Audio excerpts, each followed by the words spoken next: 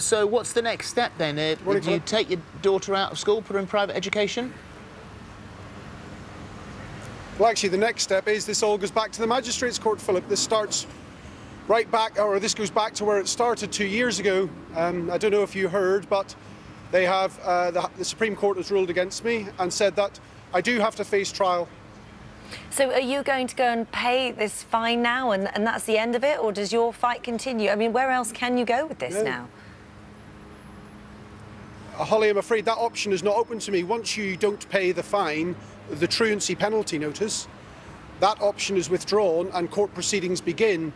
And as you know, I won at the Magistrates' Court and I won again at the High Court, but because I've lost at the Supreme Court has remitted this back to the Magistrates' Court and ordered there to be a trial of the evidence. And that's where this goes. And if I have no intention, as I've said in my statement when I came out of court, I have no intention of pleading guilty to this offence when it goes back to the Magistrates' Court. And I don't expect to be found guilty of it when there is a trial. And but if I am, the worst that can happen is I get a £1,000 fine and a criminal record. That is largely insignificant given the events of the last 2 years. So will you pay the fine, or are you going to appeal that, and do we go round again? I'm not going to appeal anything. I've never appealed anything. I will abide by the judicial decisions as and when they come. I thought the magistrates got it right first time round. I thought the High Court got it right.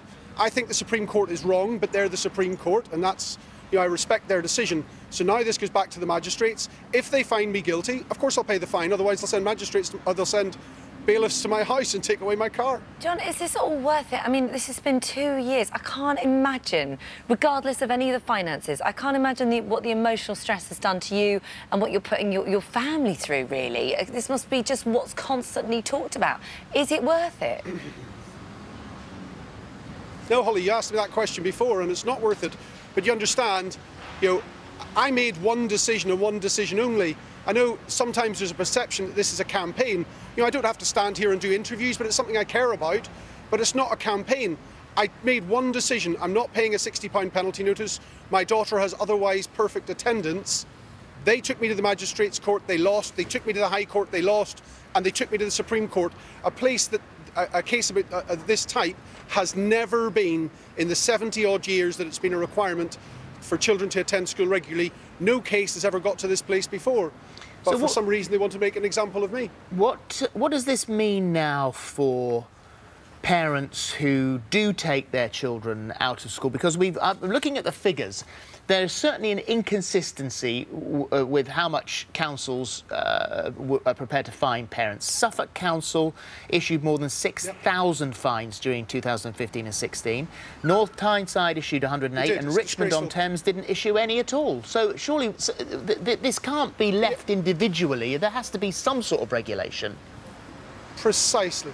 Well, thank you, Philip, for saying so. It's an utter disgrace that Suffolk County Council issued over 6,000 fines last year. And I call for parents in Suffolk to express their dissatisfaction with that situation and vote out the leader of Suffolk County Council, Colin Noble, and explain to councillors that we won't put up with this. If you want to issue 6,000 fines, that's fine, you do that.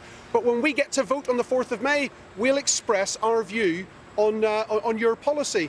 If Richmond can have higher than the national average attendance, issuing 0 fines, but Suffolk has to issue 6,000, something is badly wrong. It's an absolute postcode lottery whether or not you will be fined or prosecuted. So what about future holidays for you and your family? What are you going to do? Are you going to stick to the rules and go between in an actual allocated holiday time? Sort of reverts to the story, to the question I asked you first of all. You said you were going to take your daughter and privately educate her. Well, yes, those two things are going to happen. So first of all, in respect of the holiday question, we're going on holiday on the 17th of April. All of the kids are off school. They're not going to miss any days at school. And that's what we always try to do. I don't just pick term time holidays because I like to save a few quid. I've never saved any money on any holiday by going at a different time because we have children in 2 different schools. That's what creates the problem for us. 2 of them are off and 1 of them is not. So we can fix that problem. And I can exempt myself from the criminal law because unless I can get some reassurances from the outstanding head teacher that my daughter, who's my daughter's head teacher, unless I can get some very firm reassurances from her, that she won't refer me for another penalty notice, then I'm going to move my daughter out of that state school and into the private school where our other 2 children go, because unbelievably, people in private education are exempt from this.